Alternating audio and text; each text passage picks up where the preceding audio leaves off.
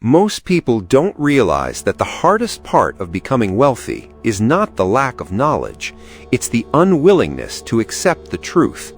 They want to believe there's a secret formula, a hidden door only a lucky few can find.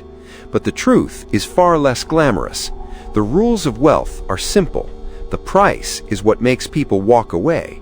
They want the reward without the discomfort, the freedom without the sacrifice. But life doesn't work that way.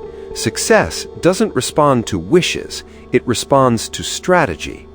This is what Machiavelli understood about power, and it applies just as much to money.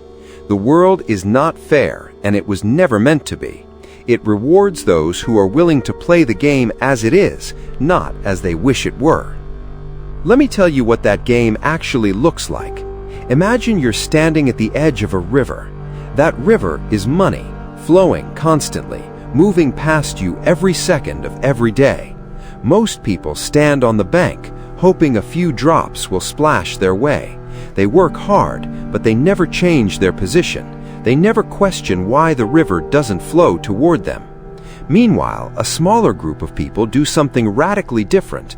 They don't wait for the current. They build a pipeline. They dig a canal. They redirect the flow toward themselves.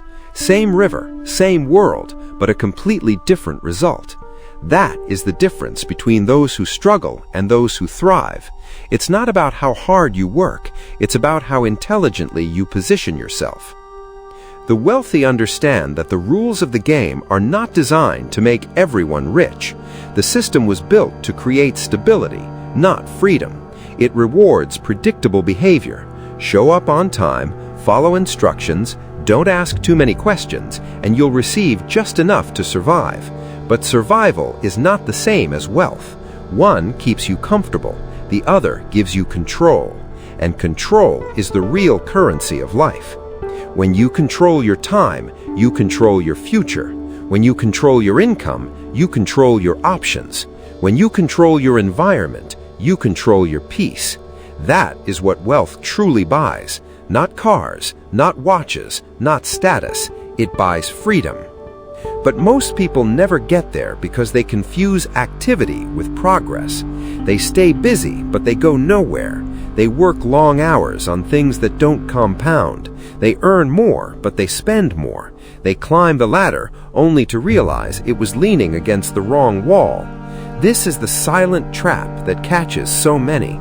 And the saddest part is, they don't even notice it until years have passed. They look back and wonder what happened. They wonder why the effort didn't pay off. The answer is simple. They were following a map designed to keep them exactly where they were. Now, let me ask you something real. When you hear stories of people building wealth, what do you feel? Do you feel inspired, or do you feel a twinge of resentment? If you feel resentment, that's a clue. It's a sign that deep down you know you could be doing more. The discomfort is not an enemy, it's a signal. The people who build something extraordinary feel that discomfort too, but instead of running from it, they sit with it. They ask themselves what they're avoiding. They lean into the fear because they understand that fear is often the door to growth. This is where Machiavelli's philosophy becomes so valuable. He believed that power is not given, it is taken. And wealth is not different. It doesn't come to those who wait, it comes to those who take deliberate, strategic action. Not reckless action, not random action, but action guided by a clear understanding of how the world works. That understanding begins with a brutal shift in perspective. You have to stop seeing money as something you earn and start seeing it as something you attract by creating value. The more value you create, the more money flows toward you. The more you solve problems, the more you become indispensable. The more you build, the more you own. Ownership is the key. When you own something, you stop trading your time for money. You start trading your assets for returns. A job is a transaction. You trade hours for dollars. But ownership is a system. a system that can generate value even when you're not working. That is the difference between being overworked and being free.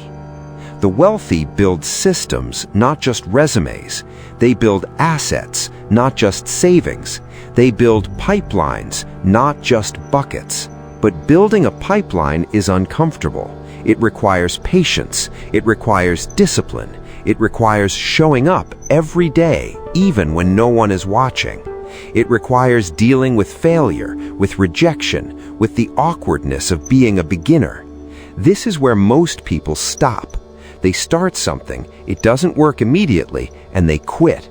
They blame the market, the timing, the competition, but the truth is they quit because they weren't willing to endure the discomfort.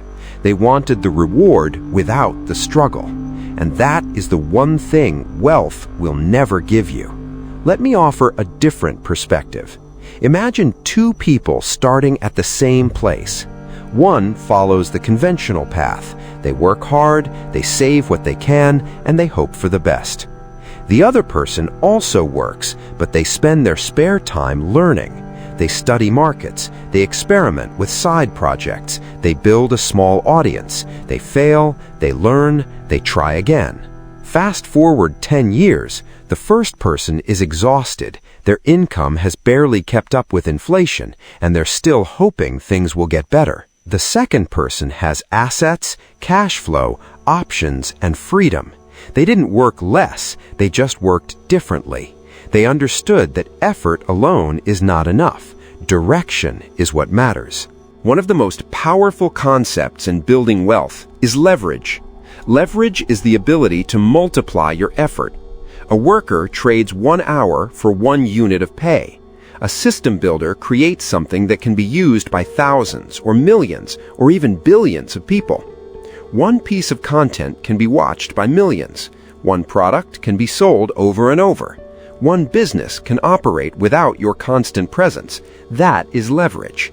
It's not about working harder. It's about working smarter, creating things that continue to produce value long after the initial effort.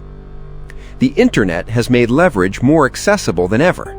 It doesn't care where you come from. It doesn't care about your background or your education. It cares about what you create. A single video can go viral. A single product can scale globally. A single idea can change your life. But you have to be willing to be seen.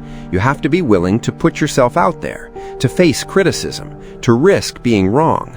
Many people are so afraid of judgment that they stay invisible. And invisibility is the real enemy. If no one knows you exist, no one can offer you opportunities. Machiavelli recognized that perception is power. People respond to confidence. They respond to clarity. When you show up with conviction, doors open. When you communicate value, people pay attention. The wealthy invest in their presence, in their brand, in their ability to influence. They don't wait quietly to be discovered. They step forward and claim their place. That is not arrogance, that is strategy. Of course, the moment you begin to rise, resistance appears. People will question you. They will criticize you. They will tell you that you've changed, and they're right. You have changed. You've become someone who refuses to settle. You've become someone who is willing to take risks. You've become someone who prioritizes their future over their comfort. That evolution is threatening to people who have chosen the opposite path. But you can't build something extraordinary while trying to keep everyone comfortable. The price of progress is often isolation. You have to be okay with being misunderstood. You have to be okay with standing alone while you're building your foundation. The good news is, once you start building momentum, things become easier. Your skills compound. Your network compounds. Your confidence compounds. The first million is the hardest. The second million comes faster. The third comes faster still. This is the beauty of momentum. It rewards those who stay the course. But there's one final lesson that the wealthy understand, and it's perhaps the most important. Making money and keeping money are two different skills. Money behaves like fire.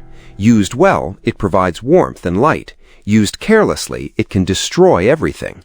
Many people who earn a lot lose it because they confuse wealth with status. They start spending to impress others. They buy expensive things that lose value. They upgrade their lifestyle instead of upgrading their assets. The wealthy do the opposite.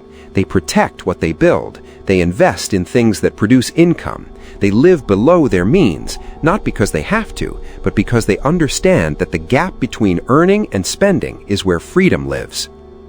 And finally, real wealth transforms from personal gain to something larger. It becomes about legacy, about impact, about creating something that outlasts you. The people who change the world are not the ones who accumulated the most. They are the ones who built systems that continued to serve others long after they were gone. That is the highest form of wealth. It's not about what you have, it's about what you leave behind. So now the choice is yours. You can stay on the shore, hoping the river brings you something, or you can start building your pipeline. It won't be easy, it won't be fast, but it will be yours, and that makes all the difference.